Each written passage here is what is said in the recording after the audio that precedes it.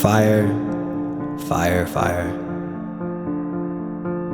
Falling faster than a roller coaster full of moon rocks. The gravity of this topic should make our lives look like a wilting flower, bowing to the sun and wind, asking for just one more taste of water. I bet water to a flower is like Kool-Aid from heaven. It couldn't be any sweeter. Give me fire and rest it on my tongue. Get us to see what worship really is and take us far beyond singing and raising our hands. Let us worship as if we were born to play music from the strings of our veins. Let us worship as if we were created by a triune God. Let us move to the breeze of the Holy Spirit like we were floating on a lake, reflecting the orange-kissed sunrise. There is no formula to how this should look, because as soon as you think there needs to be one, you have taken away the freedom to exercise the gospel.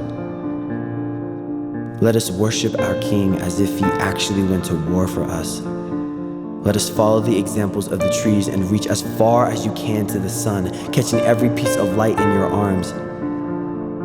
I bet if we remember that, while we were still sinners, Christ died for us. This takes a completely different posture.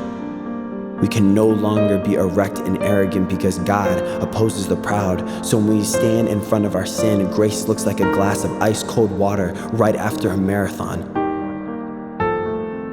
I'm dying to have a drink. So don't minimize worship to singing and playing instruments. You have been free to glorify God in all that you do. This poem, like a letter in the mail, doesn't carry any weight until the messenger delivers that amazing news that you've been expecting all your life.